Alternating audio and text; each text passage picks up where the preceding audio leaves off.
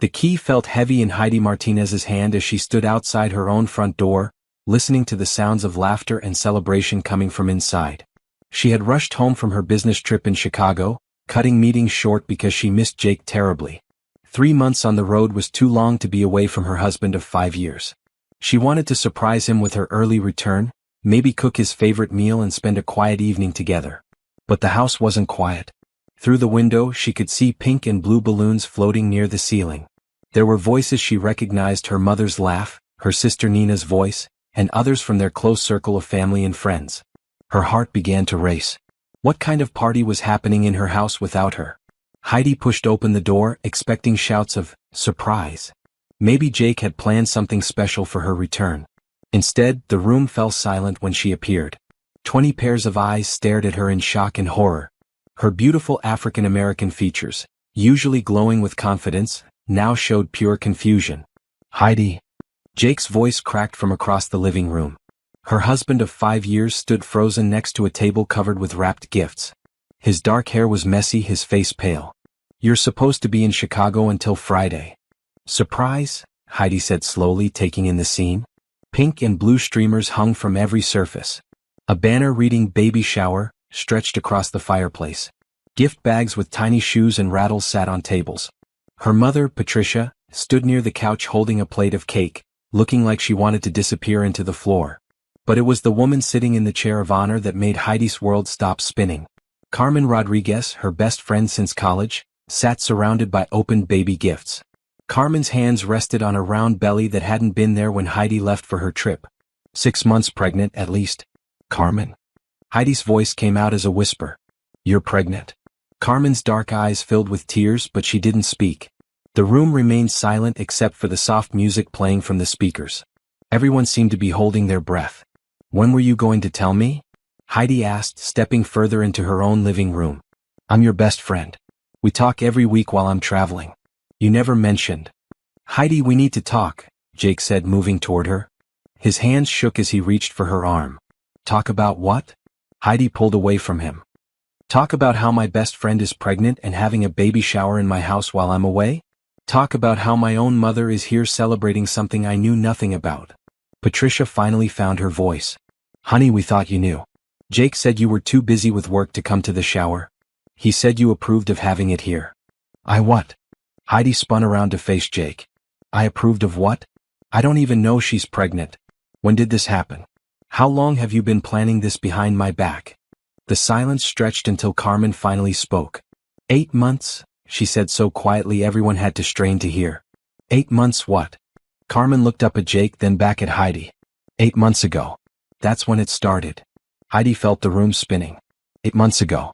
She tried to think back. 8 months ago, she had been traveling for work more than usual. Jake had been supportive, telling her to focus on her career. He'd encouraged her to take on bigger projects, longer trips. He'd been so understanding about the time apart. When what started? Heidi demanded, though part of her already knew. Jake ran his hands through his hair. "Heidi, please. Let's go somewhere private and talk about this." "No." Her voice came out stronger now. "We're going to talk about this right here, right now, in front of everyone who thought it was okay to have a party in my house for my best friend's pregnancy that I somehow knew nothing about." She looked around the room at the faces she'd known for years. Her mother, her sister, Jake's parents, Carmen's family, their mutual friends. All of them avoiding her eyes. "Someone needs to start talking right now," Heidi said. "Because I'm starting to put together a picture I don't like." Carmen struggled to stand up from the chair, her pregnant belly obvious now. "Heidi, I'm so sorry. We never meant for it to happen this way." "What way? What happened?" Jake stepped between them. "Carmen and we've been seeing each other. The baby is mine." The words hit Heidi like a physical blow. She staggered backward, bumping into the wall. The baby was Jake's. Her husband and her best friend had been having an affair for 8 months. Carmen was 6 months pregnant with Jake's child. And everyone in this room knew except her. "You've been seeing each other," Heidi repeated slowly. "While I've been traveling for work. While I've been calling Carmen every week asking for advice about my marriage. While I've been working extra hours to save money for the house we've been planning to buy." "Heidi," Carmen started. "Don't." Heidi held up her hand. "Don't say my name right now." She looked around the room again. "You all knew. Every single person in this room knew my husband was cheating on me with my best friend, getting her pregnant and having baby showers in my house. And nobody thought to pick up a phone and call me. We thought you knew, her sister Nina said weakly. Jake said you were okay with it. He said you two had talked about divorce and you were fine with him moving on. He said what? Heidi's voice rose. I never talked about divorce. We never talked about divorce. I've been working my ass off to build a life with this man. The room erupted in confused voices. Family members started talking over each other, asking Jake questions, demanding explanations. But Heidi heard none of it. She was staring at the gifts piled around Carmen's chair. Baby clothes, toys, furniture. Expensive items that cost more than Jake made in a month. How did you pay for all this? She asked Jake, cutting through the noise. What? The gifts, the decorations, this party. How did you pay for it? You don't have this kind of money. Jake's face went white. Carmen looked away. Heidi's business mind kicked in, the same instincts that made her successful in her career. You used our joint account, didn't you? You've been using our savings, our house fund, to buy gifts for your pregnant girlfriend. Heidi, let me explain. But Heidi was already walking toward the door. She'd heard enough. She'd seen enough. The man she'd loved and trusted for 5 years had betrayed her in every possible way. The woman she'd considered a sister had stabbed her in the back. And her own family had been part of the deception. Where are you going? Jake called after her. Heidi paused at the door and turned back one last time. She looked at the faces of everyone who had betrayed her trust, everyone who had chosen to celebrate a lie instead of telling her the truth. I'm going to figure out exactly how much this betrayal is going to cost you, she said. Both of you. Then she walked out of her own house, closing the door on her old life forever. Heidi sat in her car in the driveway for 10 minutes, her hands gripping the steering wheel so tightly her knuckles had gone white. Through the window she could see the shadows of people moving around inside her house. Her house. The house she'd been paying the mortgage on while Jake played house with Carmen. Her phone buzzed with text messages but she ignored them. She needed to think, needed to process what had just happened. But every time she tried to make sense of it, her mind came back to the same horrible truth. Everyone knew except her. Jake came outside and tapped on her car window. Heidi, please. Come back inside so we can talk about this properly. She rolled down the window just enough to speak. Get away from my car, Jake. This is my house too. We need to work this out like adults. Adults? Heidi laughed, but there was no humor in it. Adults don't have affairs with their wife's best friend. Adults don't steal money from joint accounts to fund their secret relationships. Adults don't lie to an entire room of people and throw baby showers behind their spouse's back. Jake looked around nervously. The neighbors are going to hear you. Good. Let them hear. Let everyone know what kind of man you really are. Carmen appeared behind Jake, moving slowly because of her pregnancy. Heidi, please don't leave like this. We need to talk. Heidi stared at her former best friend. Carmen's long black hair was styled perfectly, her makeup flawless despite the tears. She was wearing a beautiful maternity dress that probably cost more than Heidi spent on clothes in 3 months. Another purchase funded by stolen money, no doubt. We need to talk? Heidi repeated. About what? About how you've been sleeping with my husband for 8 months. About how you've been lying to my face every week when I called you for advice. About how you convinced my own family that I knew about your affair. It wasn't supposed to happen, Carmen said. It just did. Bullshit. Heidi's voice cut through the evening air. Affairs don't just happen. They're planned. They're chosen. Every lie you told me, every time you looked me in the eye and pretended to be my friend while you were screwing my husband, those were choices. Jake stepped forward. Heidi, you have to understand. You've been gone so much for work. We barely see each other anymore. I was lonely and Carmen was there. Don't you dare blame me for your cheating. Heidi's voice was ice cold. I was working to build our future. I was traveling for business to save money so we could buy the bigger house you said you wanted, so we could start the family you said you were ready for. But apparently, you were already starting that family with someone else. She started the car engine. Get away from my car. Both of you. Where are you going? Jake demanded. That's not your concern anymore. Carmen placed her hand on her belly, a gesture that looked calculated to gain sympathy. Heidi, I know you're hurt, but think about the baby. This is innocent in all of this. You think about the baby, Heidi snapped. You think about how you're going to explain to that child that mommy broke up a marriage and daddy is a lying thief. You think about how you're going to raise a baby with a man who's proven he can't be trusted. She backed out of the driveway, leaving Jake and Carmen standing in the street. In her rearview mirror, she could see her family and friends coming out of the house, everyone talking at once, the party she'd interrupted now fully broken up. Heidi drove to the nearest hotel and checked in for the night. She sat on the bed and finally looked at her phone. 37 missed calls and 42 text messages. Jake, Carmen, her mother, her sister, even some of the party guests who were just now realizing they'd been part of a massive deception. She deleted all the messages without reading them and called her assistant. "Heidi? I thought you were coming back Friday," Natasha said. "Change of plans. I need you to do something for me first thing tomorrow morning. Find me the best divorce attorney in the city. I need someone who specializes in adultery cases and financial fraud." "Oh my God, Heidi. What happened?" "I'll explain later. Just find me a lawyer and get me an appointment as soon as possible. Also, I need you to call our bank first thing in the morning and freeze all joint accounts under my name and Jake's name. I'm the primary account holder, so I have the right to do that." "Should I ask why?" "My husband has been stealing from our savings to fund an affair. I need to stop the bleeding before he takes any more." There was silence on the other end of the line. Natasha had worked for Heidi for 3 years and knew her well enough to understand this wasn't a rash decision. "I'll make the calls," Natasha said. "Anything else you need? Book me a suite at the Marriott downtown for the next 2 weeks. I need time to figure out my next moves." After she hung up, Heidi finally allowed herself to feel the full impact of what had happened. The betrayal wasn't just about Jake cheating. It was about Carmen, the woman she trusted with her deepest secrets, her fears about her marriage, her hopes for the future. Carmen had listened to all of it while carrying Jake's baby. It was about her family choosing to believe Jake's lies instead of contacting her directly. Her own mother had attended a baby shower celebrating her husband's affair, and had believed she was okay with it. But as the tears came, something else began building inside her. Anger. Pure, focused rage at the people who had treated her like a fool. They thought she was too busy with work to notice. They thought she was too trusting to fight back. They thought wrong. Heidi Martinez had built a successful career by being smarter than her competition, by planning ahead, by turning obstacles into opportunities. Jake and Carmen had just made the biggest mistake of their lives. They had no idea who they were dealing with. She pulled out her laptop and began making lists. Financial records she needed to access. Evidence she needed to gather. People she needed to call. Jake thought he was clever, but he'd forgotten one important thing. Heidi was better at planning than he was at lying. By the time she fell asleep that night, she had the beginning of a strategy.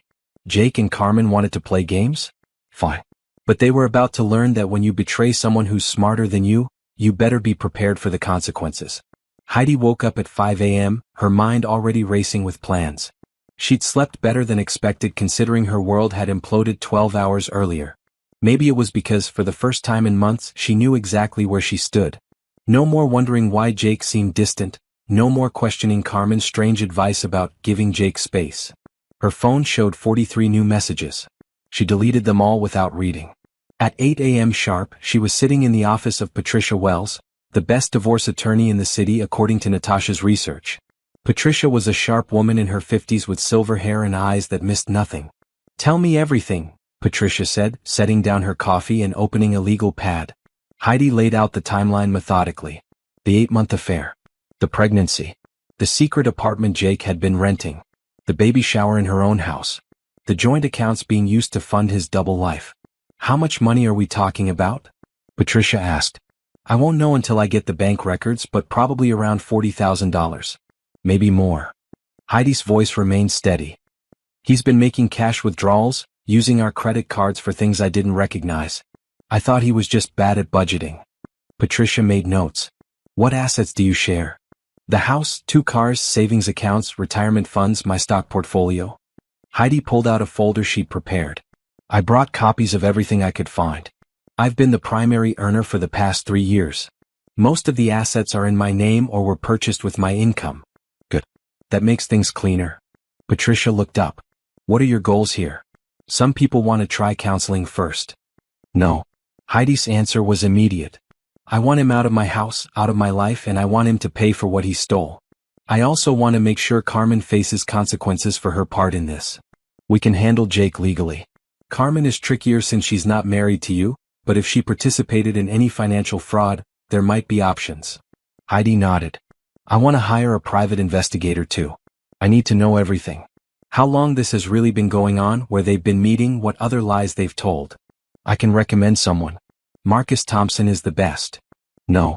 Heidi shook her head. Not Marcus. Anyone else. Patricia raised an eyebrow but made a different note. Robert Chin then. He's also excellent. Heidi hesitated. Actually, do you have someone who isn't named Marcus or Chin? I know it sounds weird, but I have my reasons.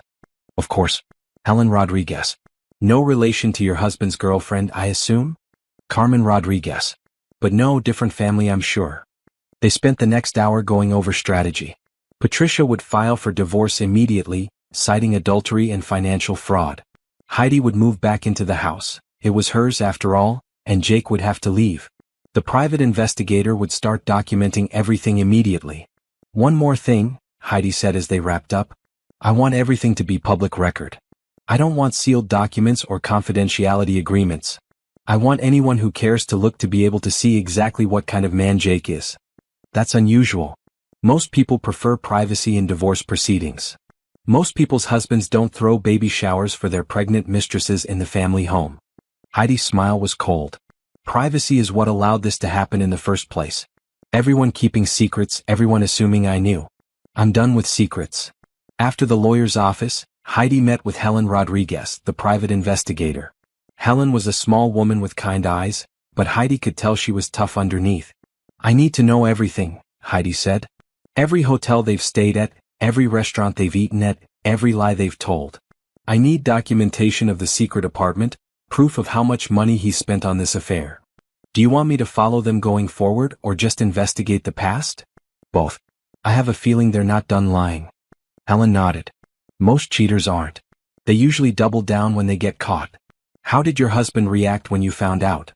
He tried to blame me for working too much. Carmen tried to make me feel sorry for her because she's pregnant. Classic. They'll probably spend the next few weeks trying to convince people that you're the bad guy for not being understanding about their love story. Heidi laughed bitterly. Let them try. The truth has a way of coming out. That afternoon, Heidi went back to the house. Jake's car was in the driveway, but Carmen's wasn't. She found Jake in the living room, cleaning up the remnants of the baby shower. The balloons were gone, but gift wrap and empty plates were scattered around. Heidi, thank God you're here. We need to talk. No, we don't. She handed him a manila folder. Divorce papers. You have 30 days to respond. Patricia Wells is my attorney if you have any questions. Jake stared at the papers like they might burst into flames. You filed for divorce? Already? It's been less than 24 hours.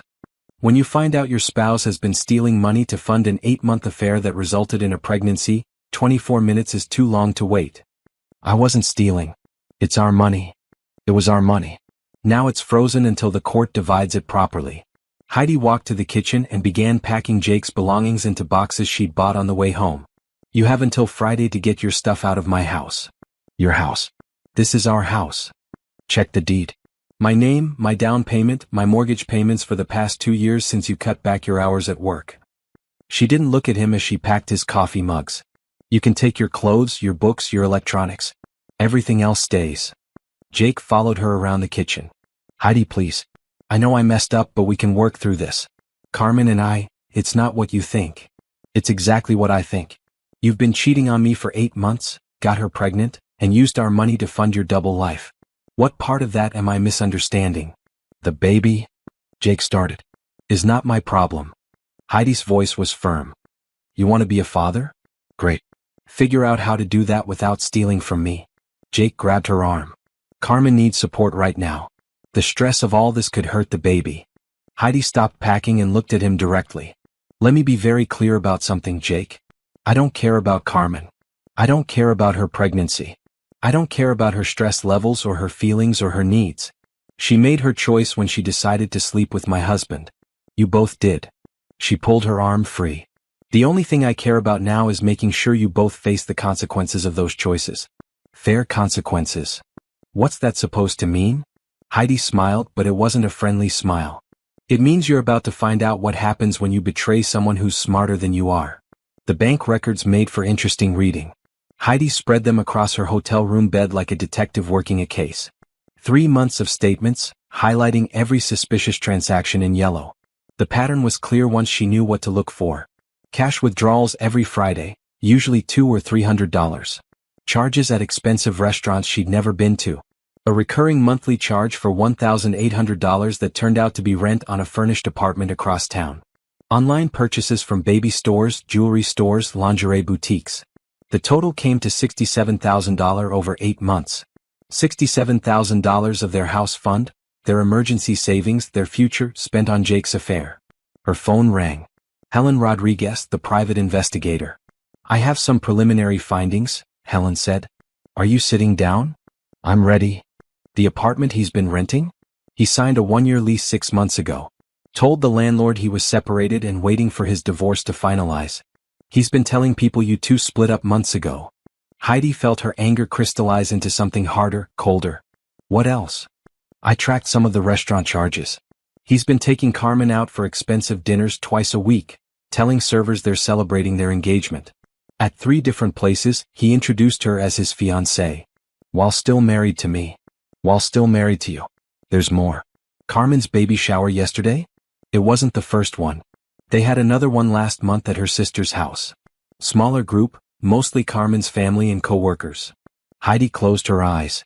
"So they've been playing house for months, telling people they're engaged, having multiple baby showers, all while I'm working my ass off thinking I'm saving money for our future." "I'm sorry, Heidi. I know this is hard to hear. Actually, it's not hard to hear. It's evidence." Heidi opened her laptop. "Can you document all of this? I want dates, times, witnesses, receipts." "Already on it. I'll have a full report by Friday." After Helen hung up, Heidi called Patricia Wells. "I have good news and bad news," she told her attorney. "The good news is I have documentation of $67,000 in marital funds being used for the affair. The bad news is it's worse than I thought." She filled Patricia in on Helen's findings. The fake engagement, the multiple baby showers, the lies about being separated. "This is actually great news," Patricia said. "The more lies he's told, the better our case gets. Judges don't like fraud, and they really don't like fraud combined with adultery. What are my options?" "Well, we can demand full restitution of the stolen funds, plus interest and legal fees. We can ask for the house, the cars, and a larger share of retirement accounts to compensate for his theft. And if he's been claiming to be single while still married, there might be criminal implications." Heidi felt a surge of satisfaction. "Do it. All of it. There's one more thing. Since he's been telling people you're separated, and since he's been introducing Carmen as his fiancée, we might have grounds for a fraud case beyond just the money. He's been representing himself as single, which could affect any contracts he's signed, any financial commitments he's made." "What kind of commitments?" "Let me have Helen look into that. If he's applied for credit cards as a single man, if he's signed any legal documents claiming to be unmarried, we could have additional charges." That afternoon, Heidi drove to Jake's workplace. Morrison Marketing was a small firm where Jake had worked for 3 years. Heidi knew his boss, Tom Morrison, from company holiday parties.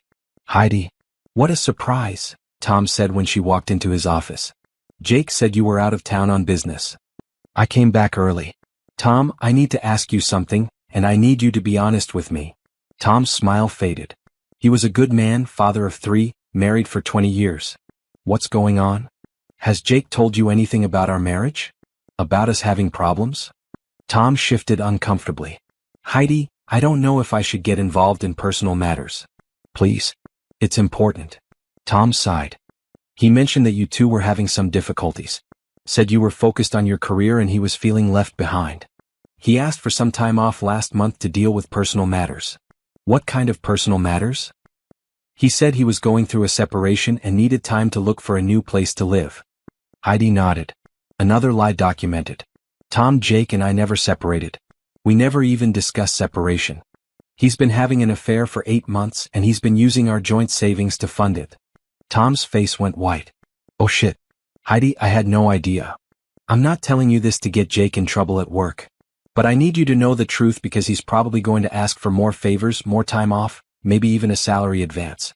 He's stolen $67,000 from our accounts and he's going to need money when the court orders him to pay it back." Jesus Christ. Tom ran his hands through his hair. "I promoted him 6 months ago because he said he needed the extra income to support his family while you were traveling so much." "He got a promotion? $15,000 salary increase. He said you two were trying to buy a bigger house and start a family." Heidi almost laughed. Jake had gotten a raise by claiming he needed to support his wife, then spent the extra money on his pregnant girlfriend. Tom, I need to ask you one more favor. When Jake comes to you asking for advances or special treatment over the next few months, please remember this conversation. Tom nodded. Heidi, for what it's worth, I'm sorry. Jake seemed like a good guy. Heidi agreed. That's the problem with cheaters. They're really good at seeming like good guys. That evening, Heidi went back to the house to pack more of Jake's belongings. She found him in the kitchen making dinner. I got the new bank statements, she said without preamble. $67,000, Jake. You stole $67,000 from our accounts. Jake put down his fork. I didn't steal anything. I used our money for things I needed. You needed a $800 necklace for your pregnant girlfriend? How do you know about that? I know about all of it. The secret apartment you've been renting for 6 months. The engagement you've been faking. The promotion you got by lying about needing to support me. Jake's face crumpled. Heidi, please. Let me explain. Explain what? How you told your boss we were separated when we weren't. How you introduced Carmen as your fiancée while you were still married to me. How you had 2 baby showers because one wasn't enough celebrating. You don't understand. Carmen and I, we fell in love. Real love. The kind of love you and I never had. Heidi stared at him. You think this is about love? You think I care about your feelings for Carmen? Don't you? Jake, I don't care if you fell in love with the Queen of England. When you cheat on your spouse and steal their money to fund your affair, it stops being about love and starts being about crime. She handed him another set of legal papers. Restraining order. You have 24 hours to get your stuff and get out. If you come back after that, I'll have you arrested for trespassing. Jake looked at the papers in shock. You can't kick me out of my own house. It's not your house. It never was. And after you stole our down payment money for the new house, it never will be. As Heidi walked toward the door, Jake called after her. What about forgiveness? What about Christian values? I thought you believed in second chances. Heidi turned back one last time. I believe in consequences, she said. And you're about to learn the difference. The next morning, Heidi sat in her mother's kitchen, documents spread across the table between them. Patricia Martinez looked older than her 60 years, her dark hair streaked with more gray than Heidi remembered. She stared at the bank statements and private investigators' report like they might disappear if she looked hard enough. I don't understand, Patricia said finally. Jake told us you knew. He said you were okay with him seeing Carmen because you two had grown apart. Mom, look at these dates. Heidi pointed to the timeline Helen had created. March 15th, Jake starts the affair with Carmen. April 2nd, I call you crying because I think Jake is pulling away from me, and you tell me to be patient with him. April 20th, Jake rents the secret apartment. May 5th, I ask you if you think I should surprise Jake with a romantic getaway for our anniversary, and you tell me he needs space. Patricia's hands trembled as she looked at the evidence. But he said. He lied, Mom. To all of you. While I was calling you for marriage advice, he was already living a double life. Heidi's voice was calm, but her mother could hear the pain underneath. While I was working extra hours to save money for the house Jake said he wanted, he was stealing that money to buy gifts for his pregnant girlfriend. The baby shower, Patricia whispered. Oh God, Heidi. We thought you knew. You thought I knew my husband was cheating on me and got another woman pregnant, and I was okay with celebrating it? Heidi shook her head. Did that really make sense to you? Patricia started crying. He was so convincing. He said you two had talked about it, that you were focusing on your career and didn't want children right now. He said you were happy for them. And you didn't think to call me? To ask me directly? He said you were embarrassed about the divorce, that you didn't want people to know until it was final. Heidi sighed. Her mother was a good woman, but she'd always been too trusting, too willing to believe the best in people. Mom, I need to ask you something. Are you going to choose sides in this? What do you mean? I mean, are you going to keep believing Jake's lies or are you going to support your daughter? Patricia wiped her eyes. You're my daughter. Of course I support you. Even if it means admitting you made a mistake? Patricia looked at the evidence again, really looked at it this time. The credit card charges at jewelry stores. The apartment lease signed 6 months ago. The photos Helen had taken of Jake and Carmen at restaurants, holding hands, Carmen showing off a ring on her left hand. Oh, sweetheart, she said finally. I'm so sorry. We failed you. You believed a liar. It happens. Heidi reached across the table and took her mother's hand. But I need you to do something for me now. Anything. I need you to tell everyone the truth. Everyone who was at that baby shower needs to know that they were celebrating an affair, not a legitimate pregnancy. They were part of Jake's deception, and they deserve to know it. Patricia nodded slowly. Your sister Nina is going to be devastated. She bought Carmen one of those expensive strollers. Carmen can keep the stroller. But Nina needs to know the truth about who she was buying it for. That afternoon, Heidi met with Carmen's supervisor at the insurance company where both Carmen and Jake worked.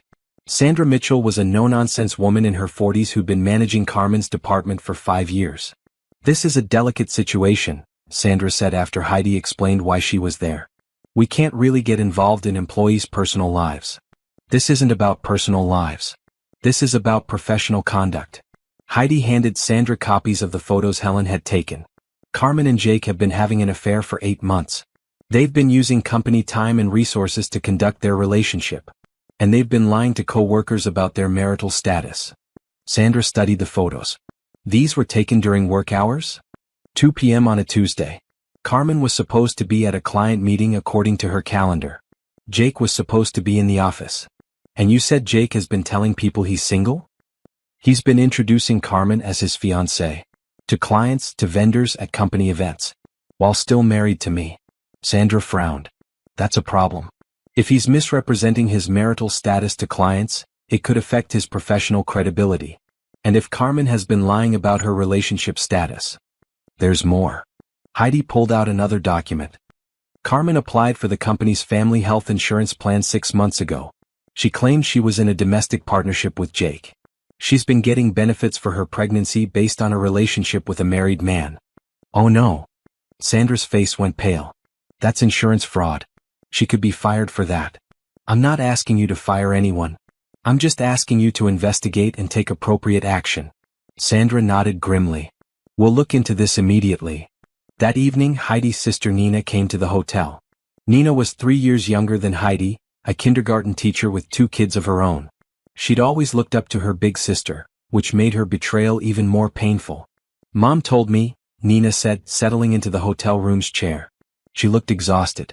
Heidi, I'm so sorry. I don't know what to say. You don't have to say anything. You were lied to. But I should have called you. I should have asked you directly instead of believing Jake. Nina shook her head. I kept thinking it was weird that you were okay with him dating someone else, but he was so convincing. What exactly did he tell you? He said you two had been growing apart for over a year. He said you'd had a big fight about starting a family, and you'd decided you were too focused on your career for children. He said you'd agreed to separate but were keeping it quiet until after your big project at work was finished. Heidi nodded.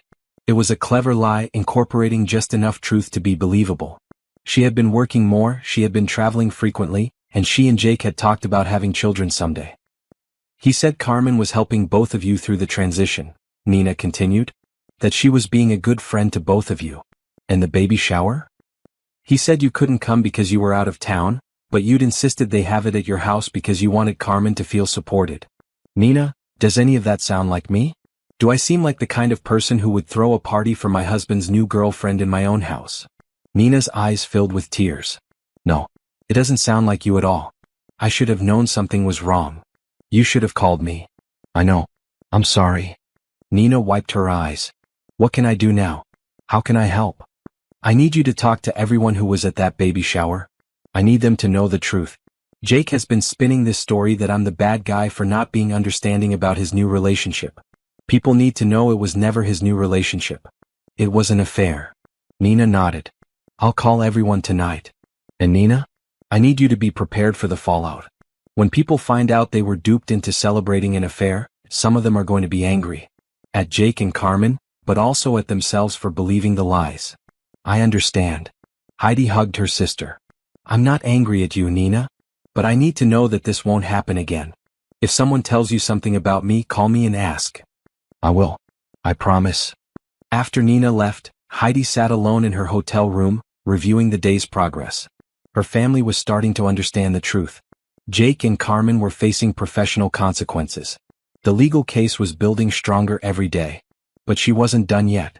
Not even close. She pulled out her laptop and began typing. It was time for the truth to go public. Heidi's LinkedIn post went live at 8 a.m. on Thursday morning. She'd spent 3 hours crafting it, making sure every word was precise, every fact verifiable, every statement legally sound. Patricia Wells had reviewed it twice. Sometimes life teaches you lessons you never expected to learn. This week, I discovered that my husband of 5 years has been having an affair with my best friend for the past 8 months. I learned this when I returned home early from a business trip to find them hosting a baby shower in my house for her pregnancy, a celebration my entire family attended because they were told I approved of my husband's new relationship. I share this not for sympathy but for clarity.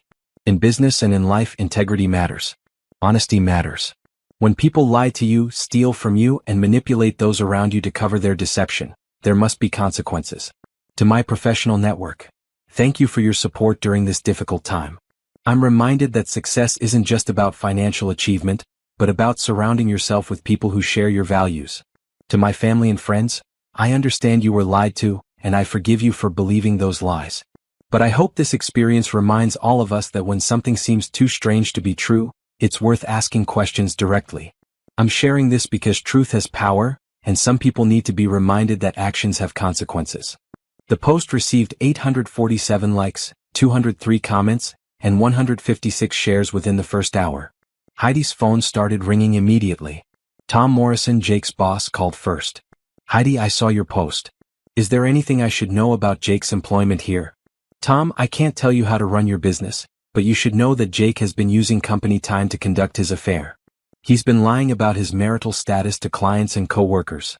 And he got his promotion 6 months ago by claiming he needed extra money to support me while I was traveling, then spent that extra money on his girlfriend. Jesus. I need to talk to HR about this." "That's your decision. I just wanted you to have the facts." Next was her business partner, Michelle, from the consulting firm where Heidi was a senior director. "Girl, I just saw your LinkedIn post. Are you okay?" "I'm better than okay. I'm clear-headed for the first time in months. Do you need time off?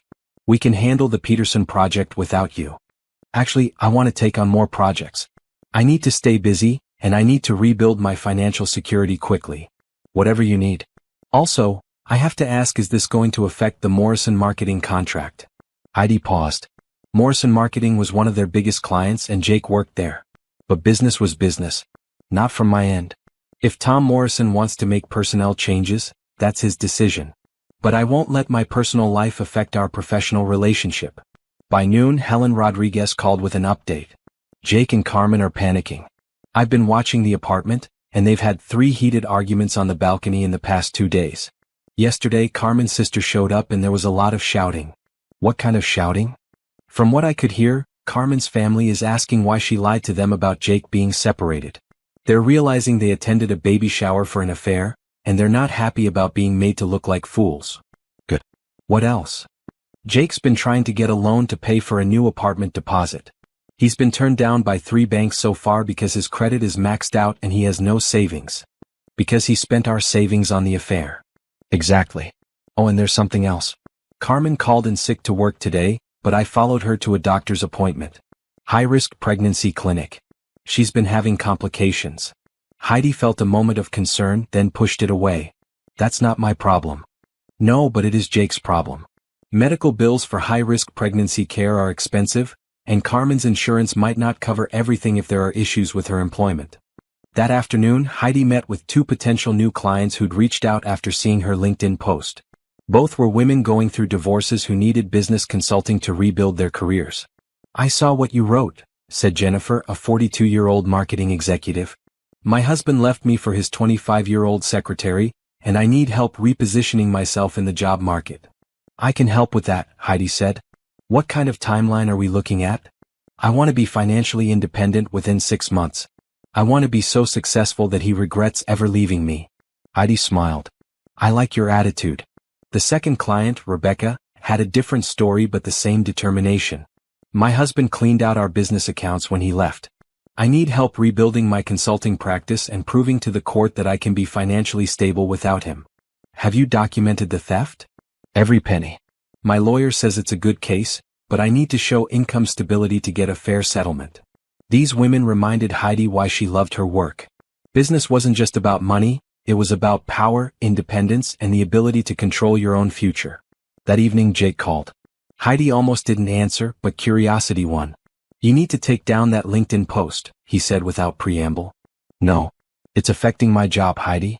Tom Morrison is asking questions I can't answer. Then answer them honestly for once. I could lose my job over this. You should have thought of that before you stole $67,000 and lied to your boss about your marital status. Carmen is having complications with the pregnancy. The stress from all this is making her sick. Jake, let me be very clear about something. Carmen's health is not my responsibility. Carmen's pregnancy is not my problem. Carmen's stress level is not my concern. You made your choices, both of you. Now deal with the consequences. She could lose the baby. That's between you, Carmen, and her doctor. It has nothing to do with me. How can you be so cold? Heidi almost laughed. Cold? Jake, you stole money from our joint account to buy gifts for your pregnant girlfriend. You threw baby showers in my house while telling people I approved. You lied to my family, your boss, and everyone we know. And you think I'm the one being cold? I never meant for it to happen this way. You meant for all of it to happen. You just didn't mean to get caught. She hung up and immediately blocked his number. Her phone rang again. Carmen. Heidi, please. We need to talk. No, we don't. I'm scared. The doctors say the stress could cause early labor. I could lose the baby. Carmen, you made your choice when you decided to sleep with my husband. You made your choice when you lied to my face for 8 months. You made your choice when you convinced my family to attend your baby shower. I don't owe you anything. But the baby is innocent. The baby is not my responsibility. You want to protect your pregnancy? Stop lying, stop stealing, and stop expecting me to clean up the mess you created. I never meant to hurt you. Yes, you did. Every time you slept with my husband, every time you lied to my face, every time you spent my money on your affair, you chose to hurt me. You just didn't expect to get caught. Heidi hung up and blocked Carmen's number too. She was done being manipulated. Done being made to feel guilty for other people's choices. Done being the understanding one while everyone else got to play victim. Jake and Carmen had made their bed. Literally. Now they could lie in it. Saturday morning, Heidi woke up to 17 missed calls and 43 text messages. Something big had happened overnight. The first call was from her sister Nina, practically hyperventilating. Heidi, have you seen Facebook? Have you looked at social media? It's everywhere. What's everywhere? The story. About Jake and Carmen. Someone shared your LinkedIn post and it's gone viral in our community. Everyone is talking about it. Heidi grabbed her laptop. Her LinkedIn post had been shared 2,847 times and had 15,000 likes. But that wasn't the big story. The big story was what happened when Jake tried to do damage control. Apparently, Jake had posted his own version of events on Facebook at 2 a.m., claiming Heidi was lying about their separation, saying she was being vindictive and trying to ruin his relationship with Carmen out of jealousy. He'd painted himself as the victim of an unhinged ex-wife who couldn't let go. The post had backfired spectacularly. Helen Rodriguez, the private investigator, had been monitoring social media and screenshot everything. Jake's post had received 347 comments, and 90% of them were people calling him out for his lies. Family members, friends, co-workers, and even strangers had responded with their own evidence. Nina had shared the bank records showing the stolen money.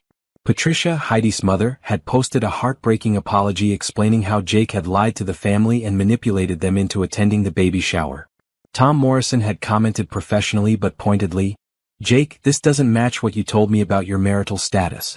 We need to talk Monday morning. Carmen's sister had posted, I can't believe you made our whole family part of your lies. We thought Heidi knew and approved.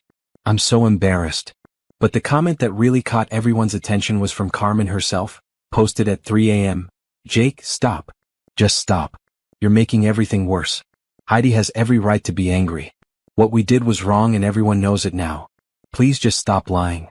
Heidi stared at the screenshot.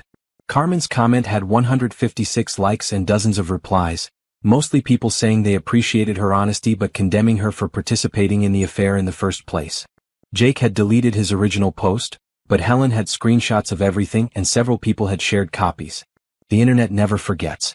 Her phone rang. Patricia Wells, her attorney. Have you seen the social media explosion?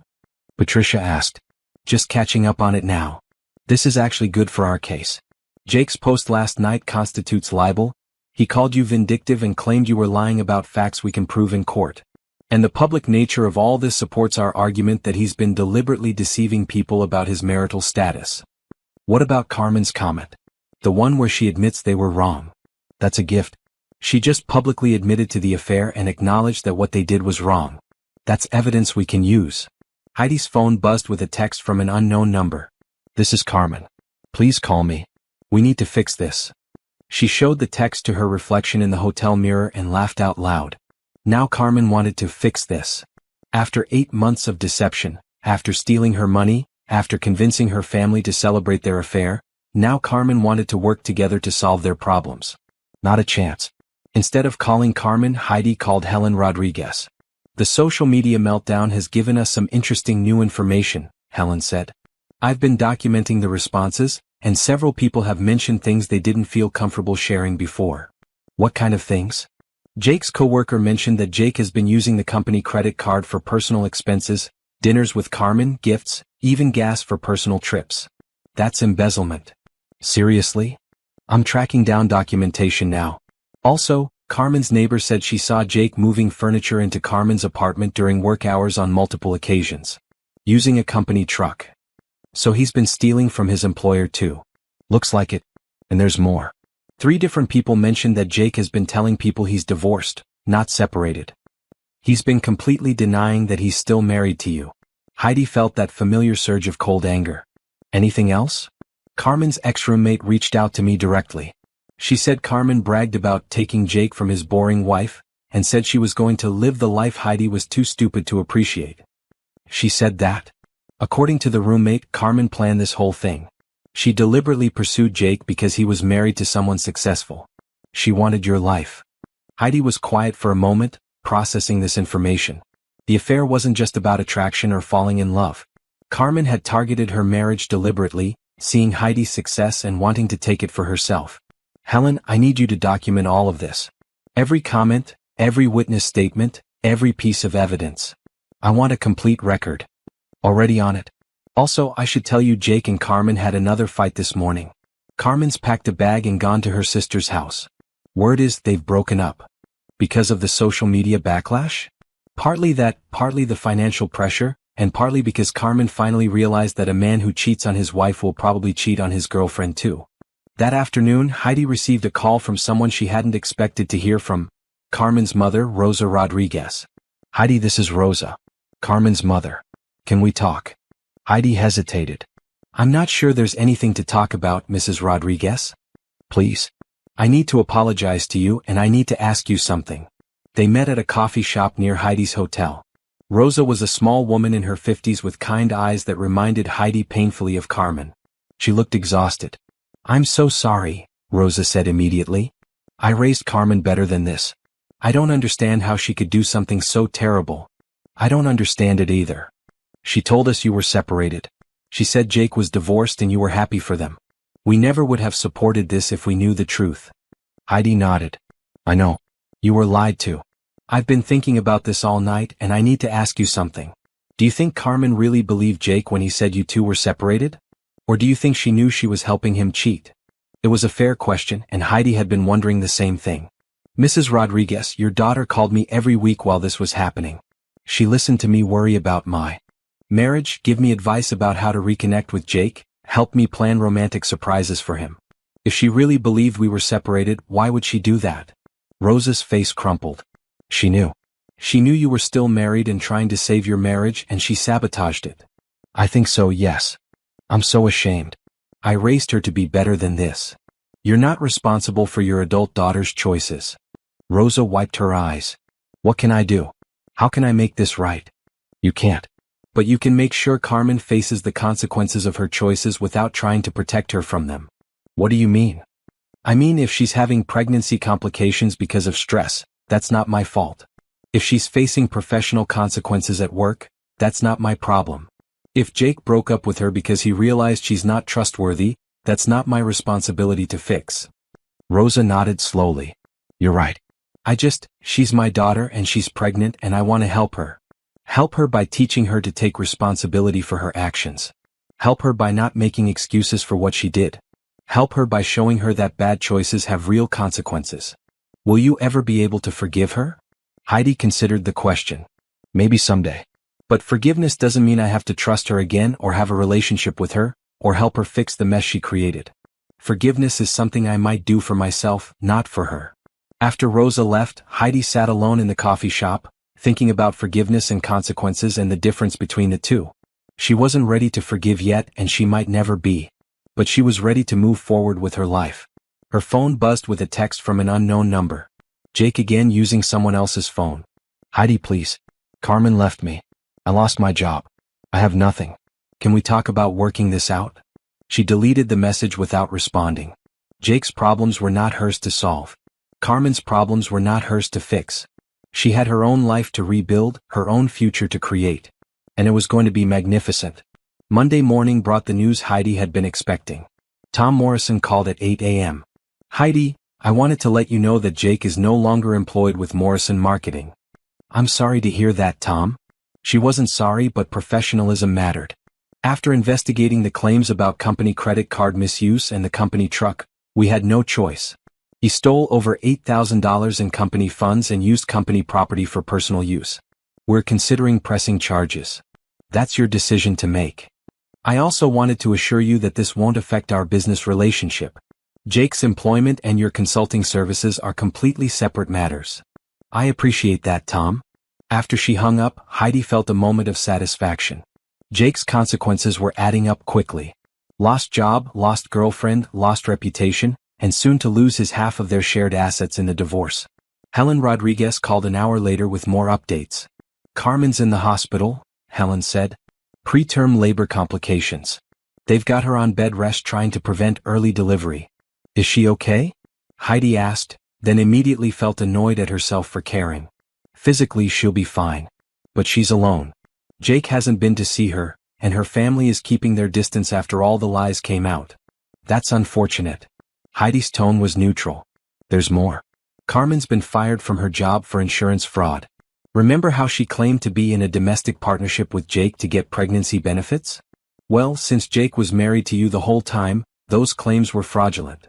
So she's unemployed, single, pregnant, and facing possible criminal charges for fraud. That's about right.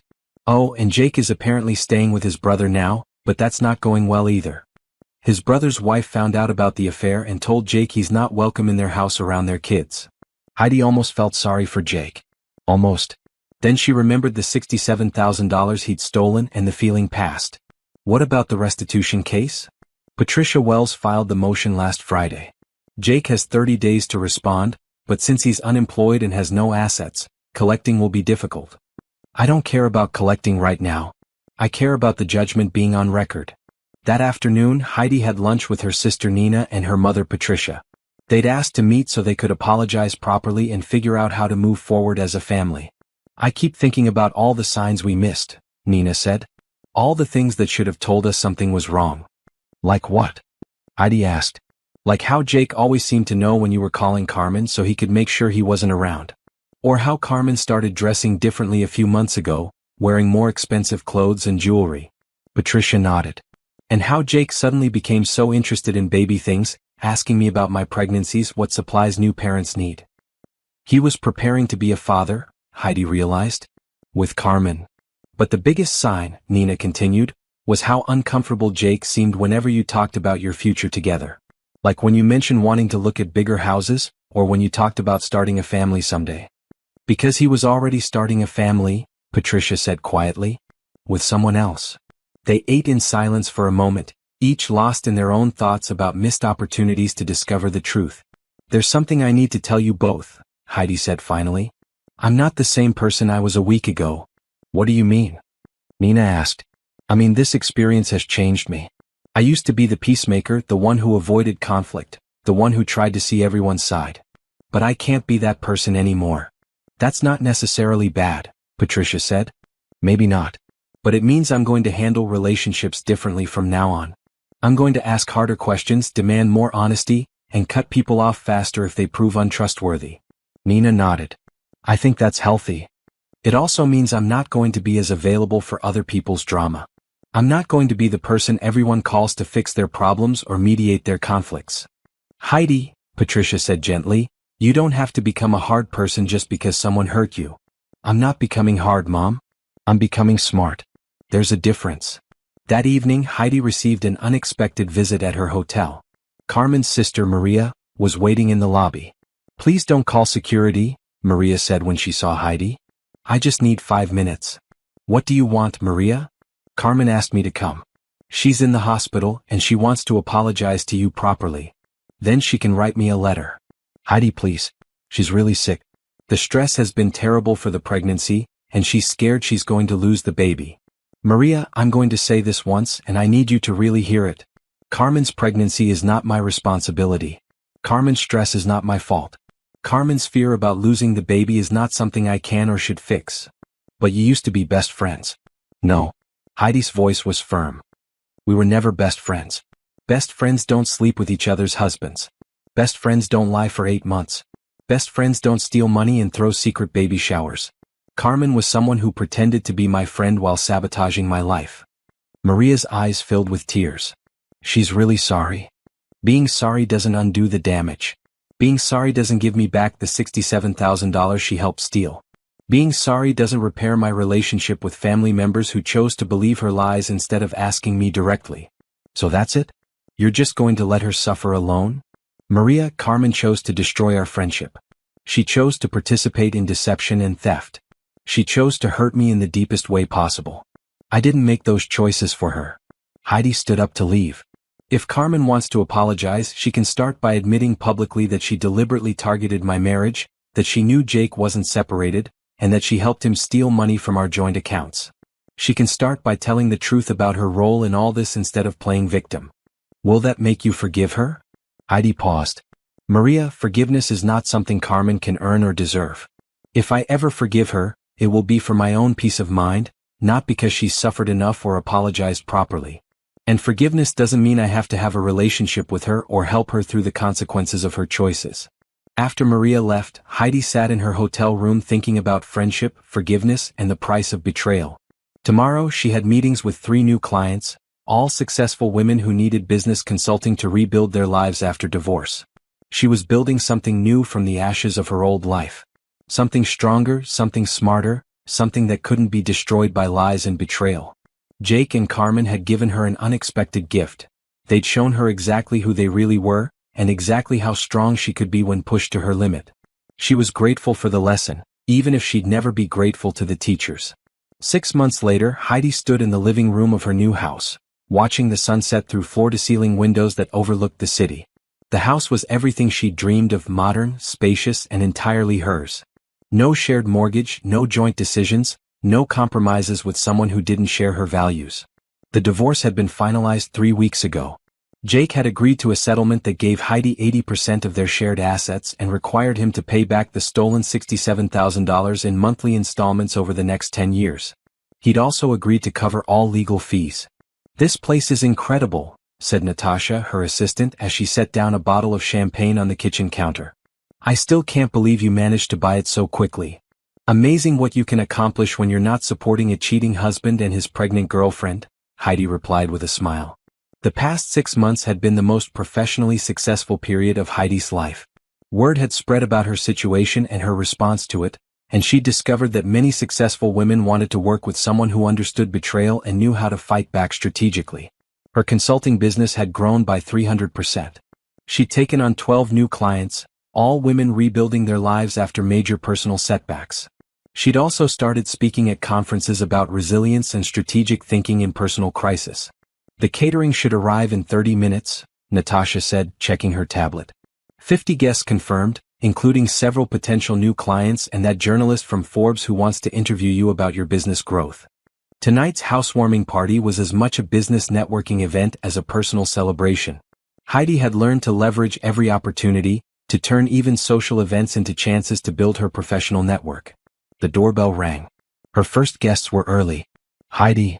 Michelle, her business partner, arrived with her husband and 2 bottles of wine. "This house is gorgeous. I'm so proud of you." "Thank you. I'm proud of me too." More guests arrived quickly. Colleagues, clients, new friends she'd made through professional organizations. People who shared her values, who appreciated honesty and hard work, who had earned their place in her life. Patricia Wells, her attorney, came with her husband. "How does it feel to be completely legally free?" she asked. "Like I can breathe again," Heidi said honestly. "I didn't realize how much energy I was spending on that relationship until I stopped." "Any regrets?" "About the divorce?" "None. About not seeing through Jake's lies sooner? Sometimes. But mostly I'm grateful I found out when I did instead of wasting more years. An hour into the party, Heidi was talking with the Forbes journalist when Natasha approached with a concerned expression. Heidi, there's someone at the door who says she needs to speak with you. Carmen Rodriguez. Should I call security? The conversations around Heidi stopped. Several people turned to look, recognizing the name from the social media drama months earlier. It's okay, Heidi said calmly. I'll handle it. She walked to the front door, where Carmen stood holding a baby carrier. Carmen looked exhausted, her hair pulled back in a messy ponytail, wearing jeans and a wrinkled t-shirt. The contrast to Heidi's elegant cocktail dress and perfectly styled appearance was striking. Hello, Carmen. Hi. Carmen's voice was small. I'm sorry to interrupt your party. I know I have no right to be here. You don't? What do you want? Carmen shifted the baby carrier. I wanted you to meet Isabella. And I wanted to apologize to you properly. Heidi looked at the baby Jake's baby, sleeping peacefully in the carrier. She felt nothing. No anger, no sadness, no connection. Just indifference. Congratulations on your daughter. Now please leave. Heidi, please. Just let me say what I came to say. Fine. You have 2 minutes. Carmen took a shaky breath. You were right about everything. About Jake, about me, about the choices we made. I was jealous of your life, your success, your marriage. I convinced myself that Jake was unhappy with you, but the truth is I made him unhappy with you. Heidi said nothing. I pursued him deliberately. I knew he was married, I knew you weren't separated, and I helped him lie to everyone. I wanted what you had, and I thought I could take it. And how did that work out for you? Carmen's eyes filled with tears. I'm a single mother working 2 part-time jobs to pay for daycare. Jake pays child support when he can, but he's still unemployed and living with his brother. I lost my career, my friends, my reputation. I destroyed my life trying to steal yours. Yes, you did. I know you'll probably never forgive me, and I don't deserve forgiveness anyway. But I needed you to know that I understand what I did was wrong. Not just the affair, but the deliberate targeting of your marriage. You trusted me, and I used that trust to hurt you. Heidi studied Carmen's face. She looked older, worn down by the consequences of her choices. The baby started fussing, and Carmen gently rocked the carrier. Carmen, I appreciate you coming here to take responsibility for your actions. But you're right, I'm not going to forgive you. Not because I'm holding a grudge, but because forgiveness implies a relationship and we don't have one anymore. Carmen nodded. I understand. I hope you've learned something from this experience. I hope you'll make better choices going forward, for your daughter's sake if not your own. I will. I promise. Good luck, Carmen. Heidi closed the door and returned to her party. Several guests looked at her with curiosity, but she simply smiled and rejoined the conversation with the journalist as if nothing had happened. Later that evening, after the last guest had left, Heidi sat on her back patio with a glass of wine, reflecting on the night. Carmen's visit had been unexpected, but it had also been satisfying in a way. Not because Carmen had suffered, Heidi took no pleasure in that, but because it had shown her how far she'd come. 6 months ago, she would have felt guilty about Carmen's situation. She would have worried about the baby, felt sorry for a single mother struggling financially. She might even have offered help. But tonight, she'd felt only indifference. Carmen's problems were not hers to solve. Carmen's daughter was not her responsibility. Carmen's regret was not her burden to carry. She'd learned to protect her energy, to save her compassion for people who deserved it, to build boundaries that couldn't be crossed by tears or manipulation or claims of remorse. Her phone buzzed with a text from Brandon, the entrepreneur she'd been dating for the past 3 months. How was the party? Sorry I couldn't make it, still stuck in meetings in Denver. She smiled as she typed back. Perfect. Can't wait to see you tomorrow. Brandon was everything Jake hadn't been: honest, successful, secure enough in himself not to be threatened by her ambition. They'd met at a business conference, and their relationship had grown naturally from mutual respect and genuine compatibility. He knew her story, had seen her at her most vulnerable during the final weeks of the divorce proceedings, and he admired her strength. He didn't try to fix her or protect her or save her from her own choices.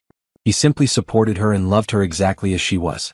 As Heidi locked up her beautiful new house and prepared for bed, she thought about the difference between her old life and her new one. The old Heidi had been trusting to a fault, accommodating, willing to sacrifice her own needs to keep others happy. She'd built her life around Jake's needs, Carmen's friendship, her family's expectations.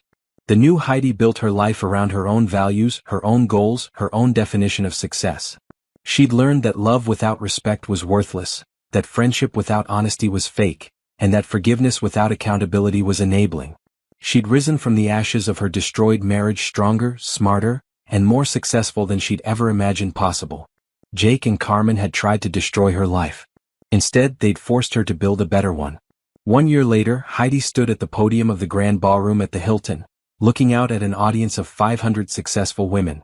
The annual Women in Business Conference had invited her as the keynote speaker to talk about turning crisis into opportunity.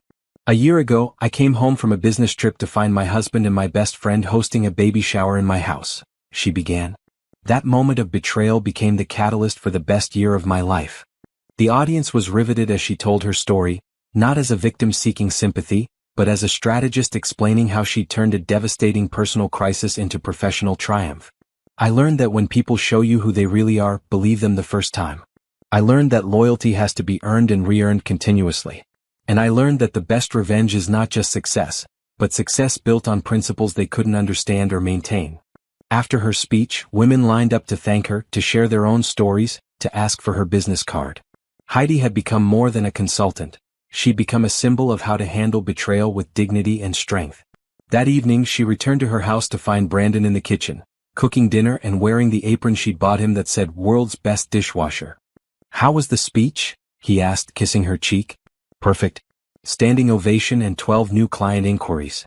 I'm proud of you." He handed her a glass of her favorite wine. "There's something I need to talk to you about." Heidi's heart skipped. After 18 months of dating, she'd been wondering when Brandon might propose. They'd talked about marriage, about building a life together, about the kind of partnership they both wanted. "Okay," she said, settling onto the couch next to him. "I know we've talked about getting married," Brandon began, "and I know you have some complex feelings about marriage after what happened with Jake." "I do, but not about marrying you." "Good, because I have something for you." He pulled out a small velvet box. Heidi's breath caught. The ring inside was beautiful, a simple solitaire diamond in a platinum setting. Elegant, classic, perfect for her style. "Heidi Martinez, will you marry me?" Brandon asked.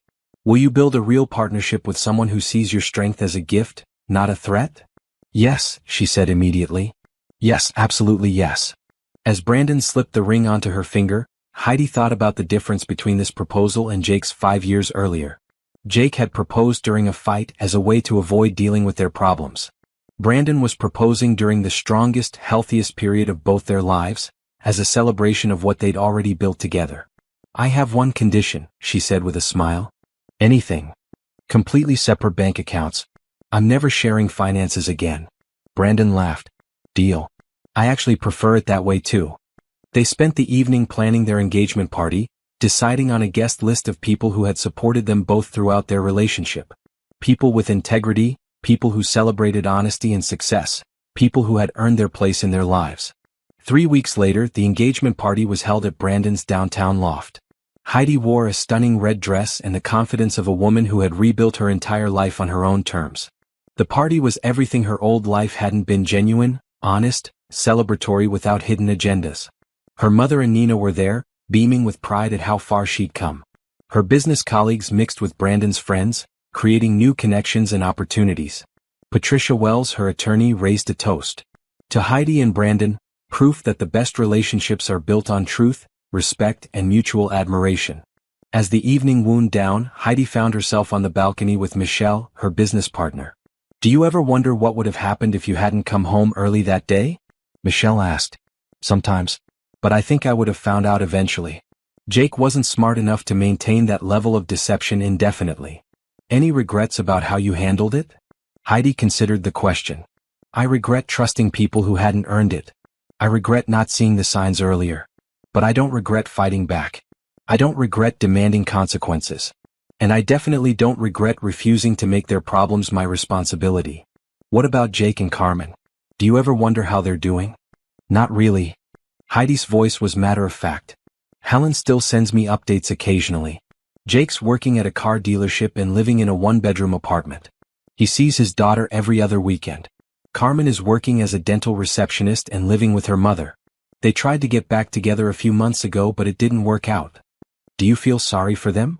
"I feel sorry for Isabella, She deserves better parents than two people who destroyed multiple lives for momentary pleasure. But Jake and Carmen? They're living the natural consequences of their choices. I can't feel sorry for that. As the party ended and guests began leaving, Heidi reflected on how much had changed in just 2 years. She'd gone from being a woman who discovered her husband's affair to being a successful entrepreneur engaged to a man who valued her exactly as she was. Her business had grown from a small consulting practice to a thriving company with 12 employees. She'd written a book about strategic thinking in personal crisis that had become a bestseller. She'd been featured on the covers of 3 business magazines and had speaking engagements booked through the next year.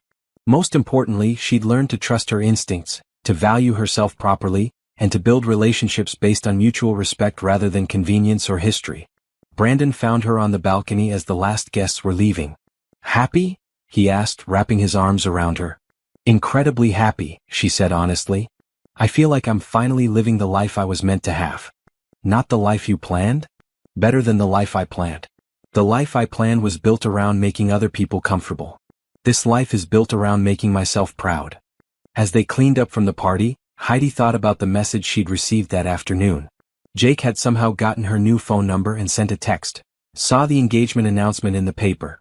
I'm happy for you. I hope you can find it in your heart to forgive me someday."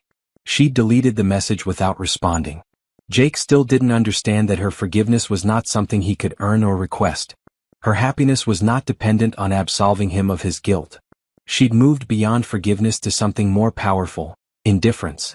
Jake's guilt was his burden to carry. Carmen's regret was her cross to bear. Their attempts to ease their consciences were not Heidi's responsibility. Standing in her beautiful home, engaged to a man who cherished her strength, running a business built on helping other women reclaim their power, Heidi knew she had achieved the sweetest victory possible. She hadn't just survived their betrayal. She'd used it as fuel to build a life so much better than anything she'd had with Jake that their affair seemed like a favor in retrospect. They tried to destroy her. Instead, they'd freed her to become who she was always meant to be. The phoenix had risen from the ashes, and she was magnificent.